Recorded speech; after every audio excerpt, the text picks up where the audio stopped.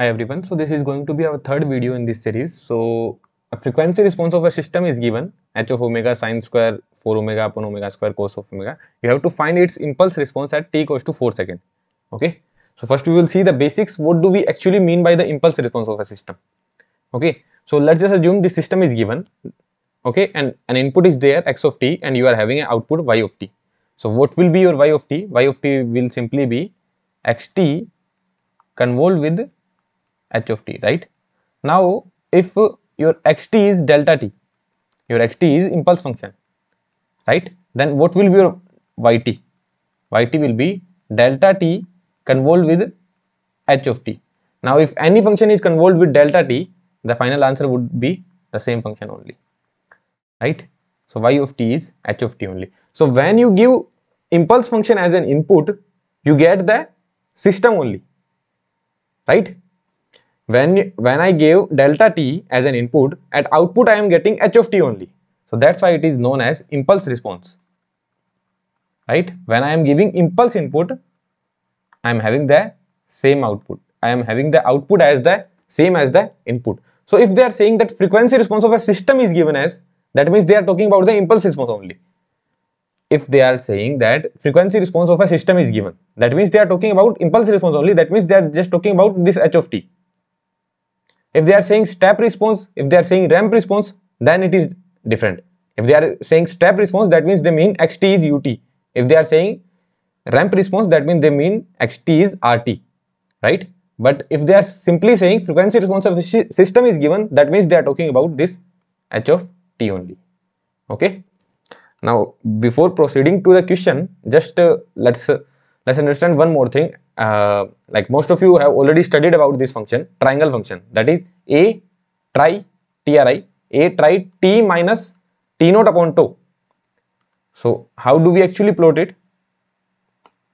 That is, look how we will say it. We will say a tri t minus center upon width of one side.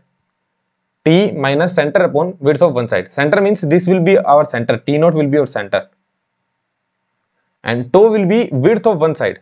So we will make a triangle with an amplitude of A, with a maximum amplitude of an A, and width of one side will be tau. So this will be T naught plus tau. This will be T naught minus tau. Are you getting my point?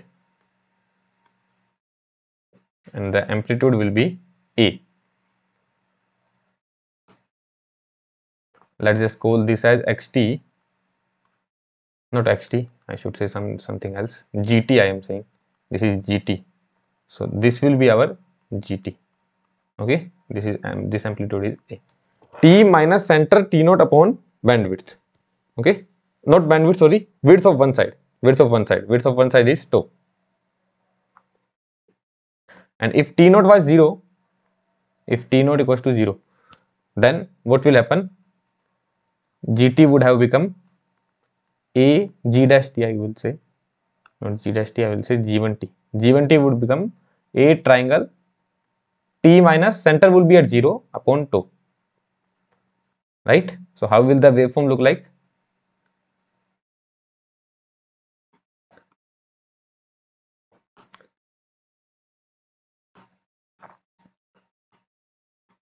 It will move to the center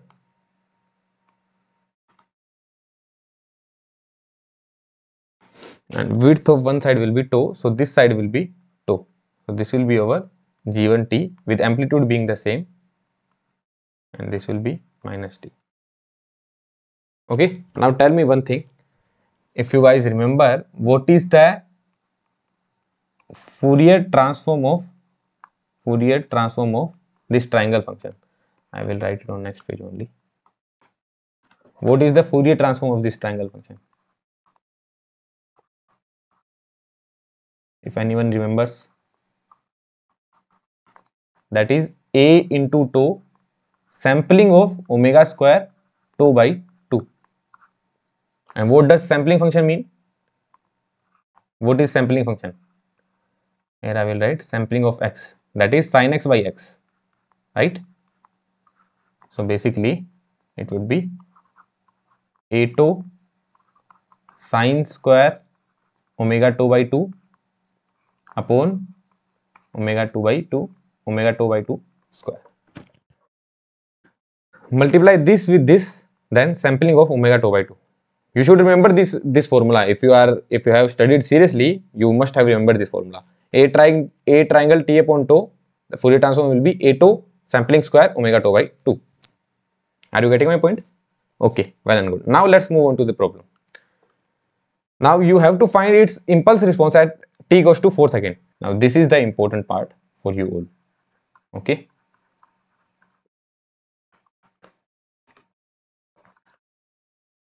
Let me write down what is given. H of omega is given sine square 4 omega cos omega upon omega square.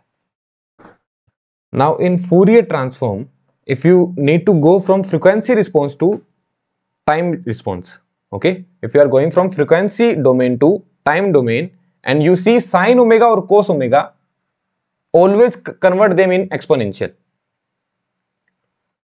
If you are going from frequency domain to time domain and in frequency domain you see cos omega or sine omega, always convert them in exponential.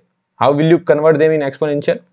We have already seen cos of omega will be e to the power j omega plus e to the power minus j omega by 2 and sine omega will be e to the power j omega minus e to the power minus j omega by 2j. So this we should always do if we are going from frequency domain to time domain. Okay. I am assuming this function to be x of omega. Okay. I am assuming this function to be x of omega. Okay. So x of omega into e to the power j omega plus e to the power minus j omega by 2. What we have considered? Let x of omega is sine square 4 omega by omega square. This we have assumed. Okay, and this is h of omega. Now tell me what will be my h of t. If you have studied, you can write h of t in terms of x. What will be my h of t in terms of x? It will be x of t plus 1 plus x of t minus 1 by 2. Are you getting this point? How did I write that? What is the Fourier transform of x of t plus t naught? E to the power j omega t naught x of omega. I always remember from time to frequency. I don't remember from frequency to time. I always remember from time to frequency. That helps me to remember from frequency to time as well. So when I was studying or when I am teaching, I always remember from time to frequency. So x of t plus t naught. So t naught is additional, so it will convert into exponential. So e to the power j omega t naught x of omega. So here you can see t naught is 1. So x of t plus 1. X of t plus 1 will be, what will be x of t plus 1? X of t plus 1. That will be e to the power j omega t naught value is 1 x of omega. Right? So x of omega into e to the power j of omega x of t plus 1 plus x of t minus 1 by 2. Now your only task is to find the inverse Fourier transform of this function. Right? So my task is now find inverse Fourier transform of x of omega, that is sine square 4 omega upon omega square. Right? Now I know one thing. What do I know? I know that a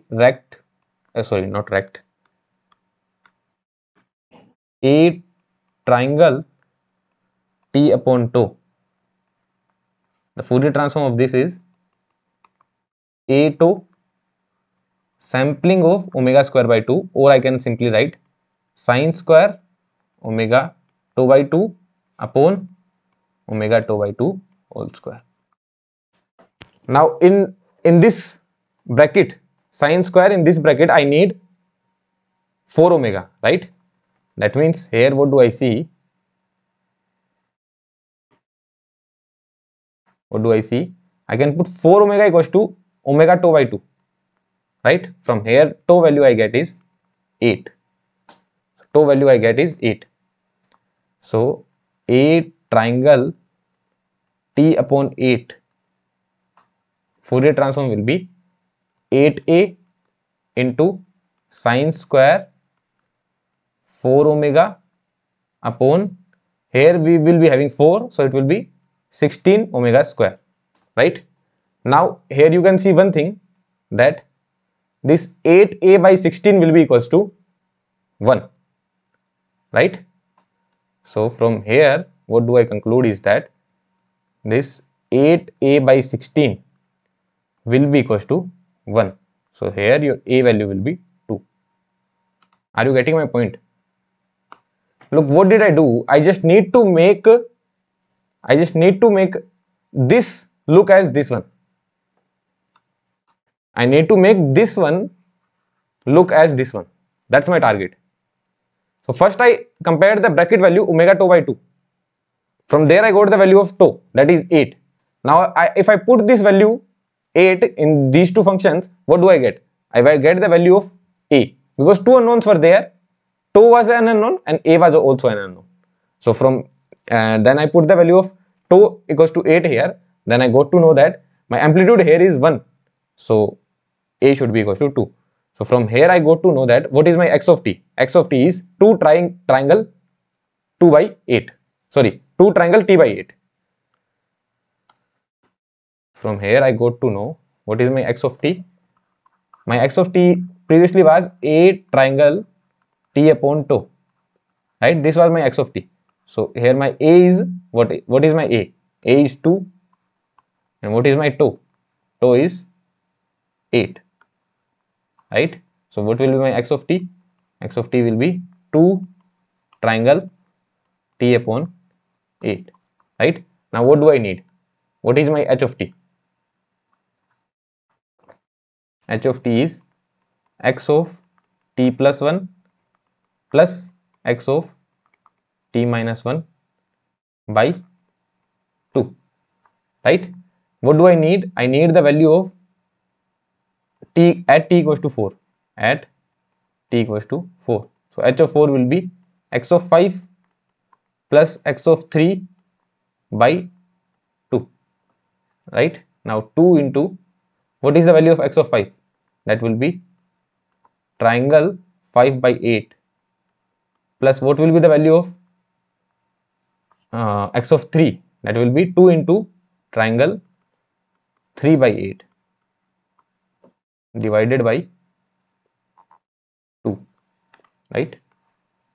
Now 2 and 2 will get cancelled. Our final answer would be triangle 5 by 8 plus triangle 3 by 8, right?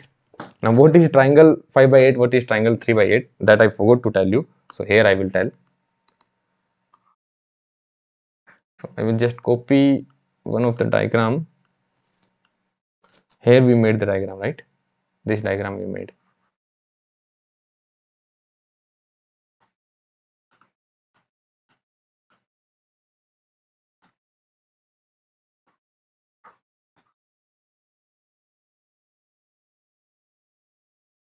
This diagram was there for a triangle t upon tau. Okay, so that can be written as a into 1 minus magnitude of t by tau. Let's put the value of t equals to 0. What you will get? A. Let's put the value of t equals to tau. What you will get? Tau by tau will be cancelled. It will be 1. 1 minus 1 0. 0 you are getting. Let's put the value of t equals to tau by 2. If you put the value of t equals to tau by 2, you will get a by 2. That will be somewhere here, right? It will be tau by 2, right? Let's put the value of t. Now you can see that this is an even function. Whatever the value of, if you put the positive value of t, the same you will get at the negative value of t, right? So this is an even function. Okay, so if you put minus tau as well, you will get the same thing. If you put minus tau by 2 as well, you will get the same thing. So this is the given t graph. Okay, so now what we are getting, triangle 5 by 8. So our H of 4 is triangle 5 by 8 plus triangle 3 by 8. So it will be 1 minus A value is 1, 1 minus 5 by 8 plus 1 minus 3 by 8. So 5 by 8 minus 3 by 8 will become minus 1. So final answer will be 1. So H of 4 is 1.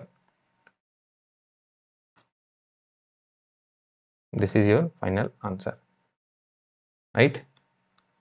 So what did you understand by this problem? The main thing I needed to make you understand is that first about this triangle function, okay, because this is a very important function and it is asked again and again in the examination. Sampling function, okay, the Fourier transform of sampling function, many times in the examination they have asked this thing, okay. So this is sampling function. So sampling A triangle T upon tau, the Fourier transform of this is A tau sampling omega tau by 2 whole square, okay. So this is this thing I needed to tell you, okay. And then one more thing I needed to tell you is that whenever you see cos of omega or sin of omega, always convert it into exponential. Cos of omega will be e to the power j omega plus e to the power minus j omega by 2. Sin omega will be e to the power j omega minus e to the power minus j omega, e to the power j omega minus e to the power minus j omega by 2j, okay, because we can apply the property plus 1 minus 1 like that, okay. And then our whole task will become only to find the inverse Fourier transform of x of omega, and our x of omega was this. So by comparing the value we could find the inverse Fourier transform of this, okay. And the inverse Fourier transform came out to be something like this, sorry, something triangle function. This was our inverse Fourier transform. Then we just put the value t equals to 4, right? T equals to 4, we put x of 5 plus x of 3 by 2. Then we just show what is triangle function. So basically you just need to remember one thing, triangle T is 1 minus T, that's it. That you can also remember. Triangle T is 1 minus mod T. That means whatever is written into this triangle function, 1 minus mod of that. Triangle 5 will be 1 minus 5. Triangle minus 6 will be 1 minus 6 only, right? Are you getting my point? That example is that triangle 2 will be 1 minus 2, that will be minus 1, right? Triangle minus 5 will be 1 minus minus of 5, that means 1 minus 5, that would be minus 4. So this thing only you need to remember. Whatever in the bracket, whatever that is written, 1 minus that value and mod of that value. Basically 1 minus mod of that value. 1 minus 5 minus 4. So similarly 1 minus 5 by 8 plus 1 minus 3 by 8. So simply 1 you are getting. Okay. So this was a very important, not important problem I wouldn't say, I would say very important concept where you were asked to find the inverse Fourier transform of a sampling function. Okay. So let's meet in the next video. Thank you.